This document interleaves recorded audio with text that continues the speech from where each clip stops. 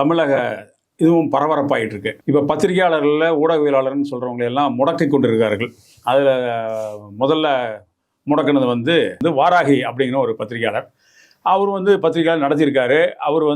அவர் மேலே சில அலிகேஷன்ஸ் எல்லாம் சொல்லி சில குற்றச்சாட்டுகளை வைத்து அவரை கொண்டு போய் ஒரு 4-5 கேஸில் எல்லாம் போட்டு தொடர்ச்சியாக பண்ணிட்டு இருந்தாங்க.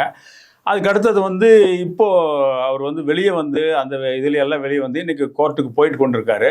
அந்த மாதிரி சமயத்தில் அவர் ஒரு சின்ன மறுபடியும் வந்து யூடியூப் ஒன்று ஆரம்பிக்கலாம் அப்படின்னு சொல்லி மறுபடியும் 2வது முறையாக, முதல்ல வந்து வேற இடத்துல வச்சுருந்தாரு, நுங்கம்பாக்கம் வச்சுருந்தாரு. இப்போ 2வது முறையாக டி நகரில் வச்சுருந்தாரு. அந்த டி நகர் இதுக்கும் கூட நம்மளையும் கூட அழைச்சிருந்தாரு. இன்னைக்கு தேர்தல் வச்சுருக்காங்க, ஐயா வந்துருங்க அப்படின்னாரு. சரி வர்றாங்க அப்படின்னு சொல்லியிருந்தோம். ஆனால் நான் அங்கே போகும்போது பார்த்தீங்கன்னா அதுக்கு முந்தின நாள் இரவு வந்து அவரை அரெஸ்ட் பண்ணி கொண்டு போயிட்டாங்க. என்னடா இது இப்படியே இருக்குது அப்படின்னு ரொம்ப வருத்தப்பட்டிருக்கும் போது அடுத்தது பார்த்தீங்கன்னா இன்னொரு 10 நாள் ஆகுதுல, அதில் சவுக்கு சங்கரையும் அவர் ஒரு 2 முறை அவர் வச்சுருந்தாரு, யூடியூப் வச்சுருந்தாரு. எல்லாத்தையும் காலி பண்ணி இது பண்ணிட்டு இது 3வது முறை வந்து தொடங்கி நடத்தி கொண்டு இருக்காரு. ஆனால் அது பார்த்தீங்கன்னா அதையும் முடக்கிட்டாங்க. இப்போ இந்த சவுக்கு சங்கரை பற்றி நம்ம ஏற்கனவே ஒரு வீடியோ இப்போ பண்ணியிருக்கோம், அதை நீங்கள் பாருங்கள்.